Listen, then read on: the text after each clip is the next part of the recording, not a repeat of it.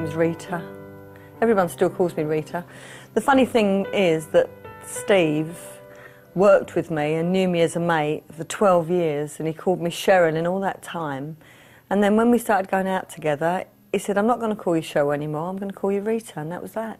I became a professional singer in 1975. That was the first band I ever joined. It was called Mother's Pride.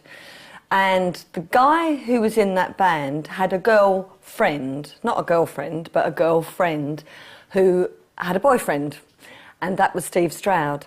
And I became really good friends with her. She was lovely. She introduced me to Steve, and he was really friendly, and he bought us a drink, and that was that. And I went to see his band again a few times. Our paths used to cross all the time then, even more so, you know. And we'd be in a venue in Manchester, and they'd be in the venue at the end of the road, because there were an awful lot of live gigs in the 70s. And so on our night off, we'd go and see Sparrow, and Sparrow would come and see Coco, and I'd sit, and he'd talk to me, and he'd talk to me about Jenny and how she's not the right girl for him. And me, you know, I never ever thought, oh, he's trying to pull me, because I was so green, so naive, and I used to say to him, no, you need to persevere, because she's such a lovely girl. 12 years after first meeting Steve in 1975, I suddenly saw this beautiful, fabulous, lovely man. And I just looked at him and thought, why haven't I seen anything in Steve before? He's lovely. I've had all these other relationships. I'd been engaged a few times, and Steve was always there with a shoulder for me to cry on when something went wrong.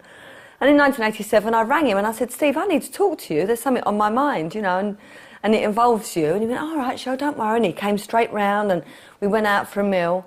And I said, I like you more than I ought to, because we're mates. And he went, no, you can't, you know, if it all goes wrong, if it all goes pear-shaped, then we lose our friendship as well as a possible relationship. But I wouldn't take no for an answer. Our first date was October the 17th, and Steve asked me to marry him 3 Christmases later, so it was 2 years and a few months later, Christmas Day. And his family were coming over. There would be 11 of us sitting down to dinner. And then we'd opened all the presents, and he said, oh, there's one more in the tree. And it was a little box. And I thought, oh, is it what I think it is? And I was praying that it was. I really was. I'd been engaged 3 times before.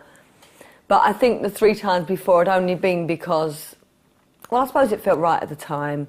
But I never, ever felt I'm going to marry this person. Whereas with Steve, I wanted him to be my husband. I really wanted him to be my lifetime partner, you know. And so I opened this box, and it was an engagement ring, and I was just made my life. He didn't go on his hands and knees. Well, he wouldn't go on his hands and knees, he just got on his knee, wouldn't he? One knee. his hands and knees, that's a different game altogether. We got married on Blackheath in South London. There's a beautiful church there called All Saints, and it's like a chocolate box. It's just perfectly built, and it's got a lovely spire, and I really wanted to get married there. We had our wedding there, and then we had our wedding reception at Blackheath Concert Halls, which again, inside, was a fabulous venue, and it needed to be able to take about 500 people, which it did comfortably. I'm not a very starry person. My friends in show business are friends. They're not friends because they're showbiz, it's just coincidental. Peter Howitt, who was the original Joey in Bread, who's now a fabulous director. Mike Nolan, Shelley Preston and Bobby G was there from Bucks Fizz. And that was it. This is the cape. Oh, it smells of clothes that haven't been out for years. It's ever so heavy. I think I took this off. Did I take it off? I can't remember. Oh.